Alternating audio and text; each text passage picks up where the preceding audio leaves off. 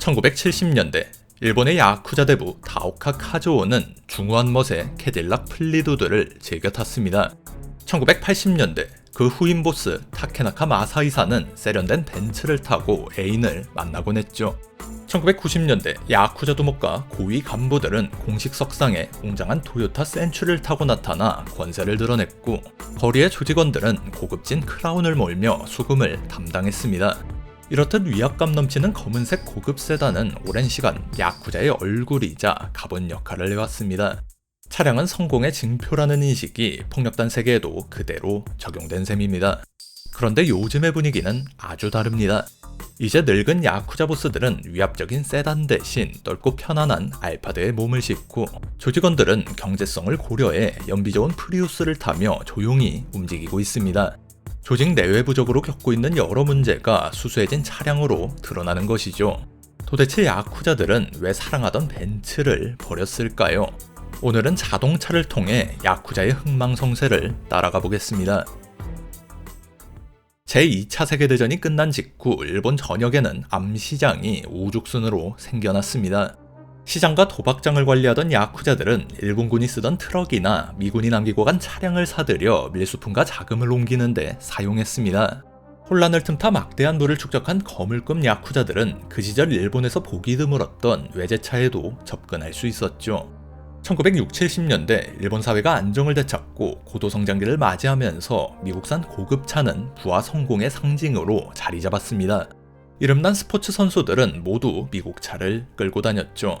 당시 활약했던 야구 선수 에모토 타케노리는 한 매체와의 인터뷰에서 선배들로부터 사고에서 몸을 지키려면 튼튼한 미국 차를 타라는 말을 자주 들었다고 회상했습니다. 크고 견고한 차체를 지닌 미국 차는 신변보호에 적합하다는 인식이 강했죠. 당시 일본에서 외제차 하면 대부분 미국산 차량을 떠올렸고, 이는 야쿠자 세계에서도 마찬가지였습니다. 1960년 정치권과 폭력단을 연결하던 브로커 고다마 요시오는 미국 대통령 아이젠하워의 일본 방문을 앞두고 야쿠자를 경호 인력으로 투입했습니다. 당시 미국은 동아시아에서 공산주의 확산을 막고자 수단과 방법을 가리지 않았고, 야쿠자는 그에 협력하는 우군으로 자리 잡게 된 것이죠. 정치권과의 유착을 발판으로 전후 수면 아래 머물던 야쿠자들은 완벽히 조직을 재건해 일본 사회에서 다시금 공포의 대상이 되었습니다. 당시 일본을 찾은 미국 고위 인사들은 링컨 콘티넨탈이나 캐딜락 같은 미국산 고급 세단을 애용했고, 정치권과 밀접한 관계를 맺고 있던 야쿠자들도 자연스럽게 이런 차들을 선호하게 됩니다. 1970년대를 풍미한 야쿠자 영화에서도 미국산 차량이 영화 전반을 장식하죠. 실제로 1978년 일본 최대 야쿠자 조직 야마구치구미의 3대 조장 다오카 카즈오는 적대 조직 마츠다구미 조직원에게 습격을 당했을 때 전용 차량인 캐딜락 플리두드를 타고 병원에 후송되었습니다. 또 다오카의 위세를 위협할 정도로 막강한 세력을 가졌던 휘하 간부 스가타니 마사오는 특출난 링컨 컨티넨탈 사랑으로 아직까지 회자되고 있죠. 도쿄의 거대 연합 조직 스뮤시 렌고카이의 상임 상담력을 지냈던 이쿠타 히로시는 자신의 권력과 지위를 차로 말했습니다. 우린 캐딜락을 타고 다니는 사람들이야. 그저 국산차나 모든 녀석들과는 급이 다르단 말이지. 또 당시를 기억하는 한 늙은 야쿠자는 이렇게 말합니다. 아메카는 운전하기 불편하고 승차감도 별로였어. 추격이나 도주에도 적합하지 않았지. 하지만 차가 크고 미국적일수록 상대들은 겁을 먹었어. 협박과 위압감으로 돈을 버는 야쿠자들에게는 바로 그런 차량이 가장 적합했던 것입니다. 1985년 야마구치구미 4대 조장 타케나카 마사이사는 애인의 맨션을 찾았다가 반대파 조직원에게 총격을 받았고, 대기 중이던 자신의 애차 벤츠에 가까스로 올라타 현장을 벗어났습니다. 병원에서 수술 도중 끝내 목숨을 잃었죠. 야마구치구미는 다오카 카즈오의 후계 문제로 80년대 내내 분열을 겪었고, 이때 언론에 의해 취재된 여러 차례의 조직 회합에서 벤츠의 비율은 급격히 늘어났습니다. 여기서 우리는 야쿠자들의 미국차 사랑이 차차 벤츠로 옮겨갔음을 알 수 있습니다. 1970년대 중후반 큰 인기를 끌었던 만화 서킷의 늑대는 어린이들 사이에 스포츠카 열풍을 일으켰습니다. 자동차 마니아였던 작가 이케자와 사토시가 특히 유럽차를 좋아해 작품 속에서는 페라리나 포르쉐, 로터스 같은 유럽 스포츠카가 주인공처럼 활약했고, 미국 차는 이들을 돋보이게 하는 조연으로 그려졌죠. 비슷한 시기 어른들의 관심도 자연스레 유럽차로 옮겨갔는데요. 결정적인 계기는 1970년대에 일어난 두 차례의 석유 파동이었습니다. 혼란스러운 중동 정세로 인해 석유 가격이 급등하면서 대배기량 엔진을 탑재한 미국 차는 점차 외면받기 시작했습니다. 이에 각 제조사가 경영난을 벗어나고자 원가 절감을 시도하면서 차량 품질마저 떨어지자 미국차 브랜드 이미지는 급격히 추락했죠. 결과적으로 고급차 수요가 유럽으로 몰렸고 그중 메르세데스 벤츠가 크게 각광받았습니다. 미국 차보다 연비가 훨씬 좋고 기술적 완성도가 높아 잔고장이 적다는 점이 크게 어필했습니다. 이런 흐름에 맞춰 벤츠는 일본 내 공식 수입사와 정비센터를 적극 확장해 일본 고소득층 사이에서 폭발적인 인기를 얻었습니다. 이 시기 벤츠 주요 모델의 외관 변화도 큰 몫을 했는데요. 기존보다 두꺼워진 범퍼, 가로로 길어진 헤드라이트와 그릴은 보는 사람에게 위압감을 주기에 충분했고 공포로 먹고 사는 야쿠자들에게 더할 나위 없는 선택지가 되었습니다. 1980년대 버블 경기로 야쿠자 업계도 호황을 누리게 되면서 각 조직에서는 위세를 과시하기 위해 벤츠의 플래그십 세단 S클래스를 갖추는 게 유행처럼 번졌죠. 한편 일본의 자동차 산업이 절정기를 맞이하면서 토요타의 최고급 일전 차량인 센츄리 역시 야쿠자 오야붕들의 사랑을 받았습니다. 현임 야마구치구미 6대 조장 츠카사 시노부를 키워낸 부목격 인물 히로타 타케시는 한때 아이치현 최대 야쿠자 조직을 이끌며 토요타 센츄리를 타고 다녔는데요. 그는 왜 외제차를 타지 않냐는 주변의 질문에 이렇게 답했죠. 아무리 돈이 있어도 외제차를 타면 주변의 눈초리가 곱지 않다. 센츄리는 덴노와 총리, 대기업 총수 등이 이용하는 중후하고 위험있는 차로 알려져 일반인은 구매 시도조차 할 수 없다라는 도시전설이 생길 만큼 높은 위상을 자랑했습니다. 일반 중형차 5배에 달하는 가격과 최고급 소재, 압도적 정숙성은 야쿠자 보스들의 재력과 권위를 과시하기에 제격이었죠. 깨알같은 애국자 이미지도 챙길 수 있었고요. 이후 센츄리를 타고 다니면 그 자체로 협박이라는 말이 나올 정도로 점차 야쿠자를 상징하는 차량으로 자리 잡게 되었습니다. 하급 간부나 조직원들 사이에서는 적당한 고급을 상징하는 토요타 크라운이 인기를 끌었죠. 야쿠자들 사이에는 스포츠카 마니아들도 많았는데 이를 공식적인 자리에 타고 나타나는 경우는 드물었지만 보스들의 차고에는 국산, 외산을 가리지 않고 고급 스포츠카가 빼곡히 주차되어 있었다고 전해집니다. 이치와카이 부회장을 지냈던 카모다 시게마사가 아이시카를 사달라는 아들에게 진짜 람보르기니 쿤타치 한 대를 사줬다는 일화에서 당시 야쿠자들의 어마어마한 재력을 엿볼 수 있습니다. 럭셔리한 롤스로이스나 벤틀리 또한 야쿠자 외압에서 심심치 않게 볼 수 있었습니다. 물론 폭력단 전쟁이 빈번했던 시기이기에 그들의 에마에서 호송차나 영구차도 빼놓을 수 없겠죠. 1990년대에 접어들면서 버블 경제 붕괴와 폭력단 대책법 제정은 야쿠자의 위세에 큰 타격을 주었습니다. 1980년대 내내 이어진 폭력단 전쟁 탓에 각 조직 내부에서도 자숙 분위기가 형성되었죠. 여전히 벤츠는 자주 이용되었지만 일본산 고급 세단이 차지하는 비중이 서서히 늘어났습니다. 특히 1989년 토요타는 해외 시장을 겨냥해 렉서스라는 새로운 고급 브랜드를 선보였습니다. 일본에선 셀시오라는 이름으로 팔리는 이 차는 벤츠나 BMW와 견져도 손색이 없다는 호평을 받으며 명성을 얻었고 젊은 층의 야쿠자 간부들은 고급스러우면서도 경제성을 갖춘 셀시오를 빠르게 받아들였습니다. 야쿠자 두목급 인사가 사랑한 또 다른 차량으로 닛산 프레지던트를 빼놓을 수 없는데요. 토요타 센츄리와 더불어 일본을 대표하는 쇼퍼 드리븐 세단으로 이름에 걸맞은 위상을 갖춘 차량이었습니다. 나이대 있는 야쿠자 오야붕들은 수십 년간 큰 변화 없이 전통적 디자인을 고수해온 센츄리를 선호했지만 좀 더 모던한 스타일의 프레지던트를 찾는 젊은 간부들도 적지 않았습니다. HBO 드라마 도쿄바이스는 당시의 분위기를 잘 보여주는 사실적인 작품입니다. 작중에서 옛날 기질의 오야붕 이시다는 나이와 지위에 걸맞은 센츄리를 타고 다니고 떠오르는 젊은 간부 사토는 프레지던트를 몰며 조직 내 입지를 다져나갑니다. 이런 차들이 시대 배경과 인물들의 지위를 묘사하는 훌륭한 소품으로 쓰이죠. 이렇게 90년대까지 야쿠자의 차량 문화는 외부에는 과시, 내부에는 체면을 중시하며 고급 세단을 중심으로 유지되었습니다. 2000년대 일본 경제가 장기 침체에 접어든 가운데 야쿠자 조직 역시 이전처럼 막대한 자금을 동원하기가 어려워졌습니다. 그럼에도 2000년대 중반까지는 고급차를 선호하는 전통이 어느 정도 유지되어 벤츠 S클래스나 셀시오, 토요타 센츄리 등이 여전히 고위 간부들의 차량으로 이용되었습니다. 다만 이 시기부터 하위 조직 보스나 구성원들이 평범한 일본 세단을 선택하는 사례가 급증했습니다.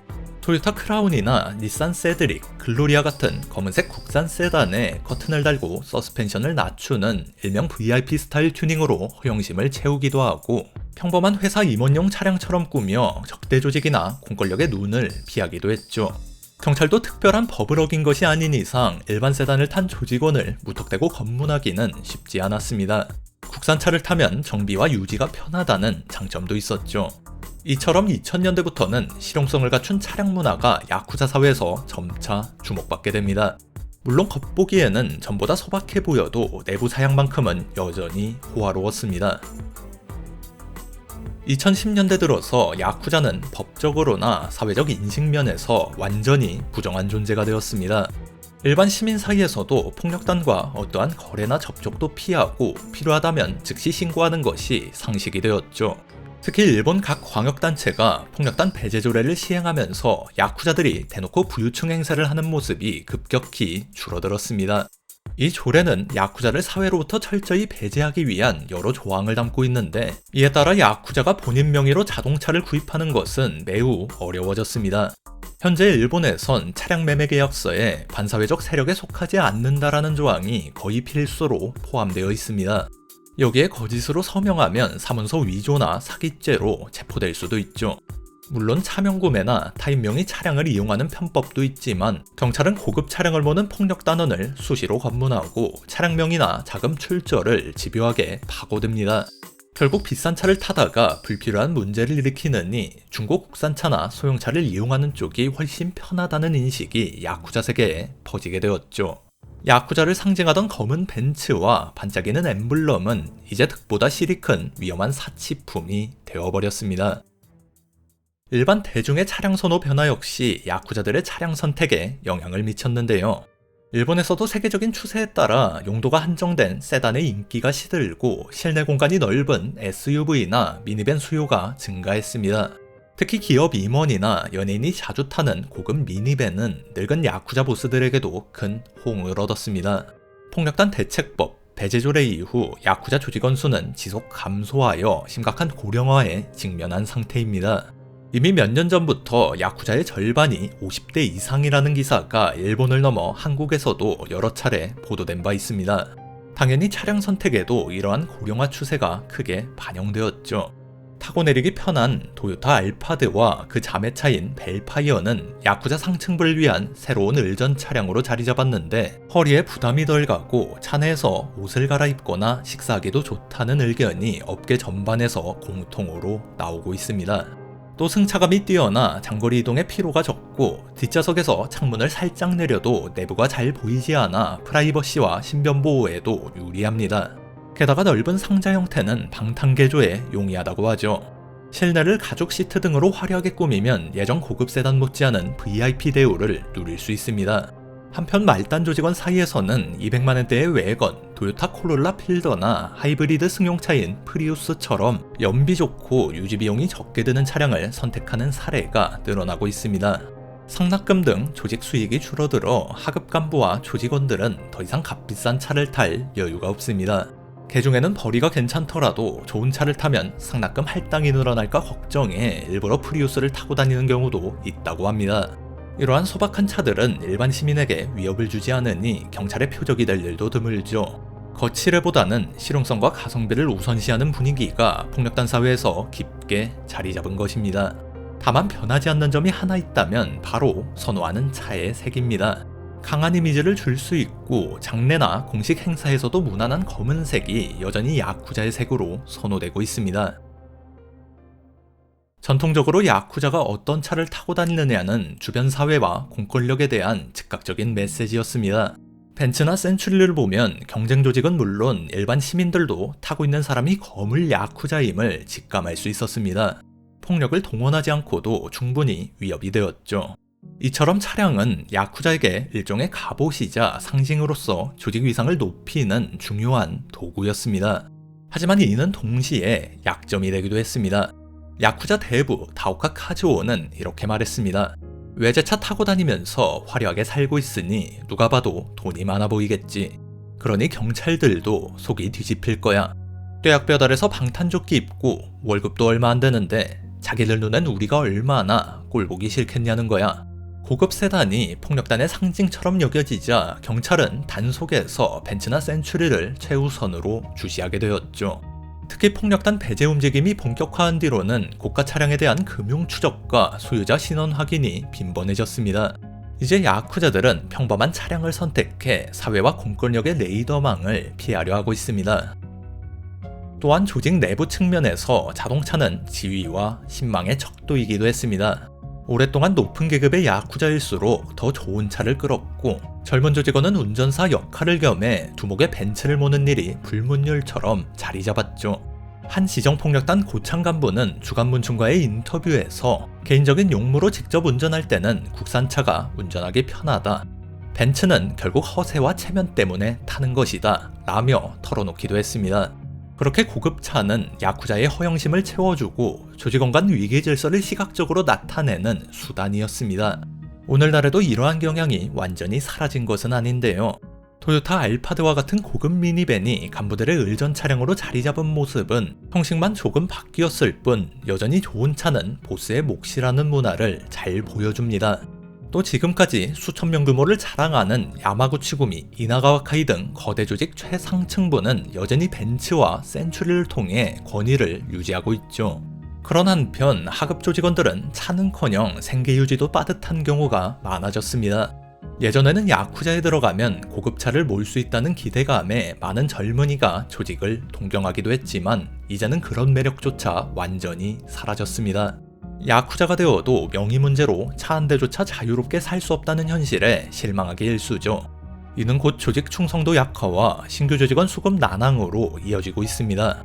벤츠에서 미니밴으로, 고급 세단에서 준준형 하이브리드로 이러한 차량의 변화는 야쿠자들이 과시에서 생존으로 패러다임을 전환했음을, 그리고 한때의 위세를 잃고 몰락의 길을 걷고 있음을 보여주는 분명한 징표겠죠.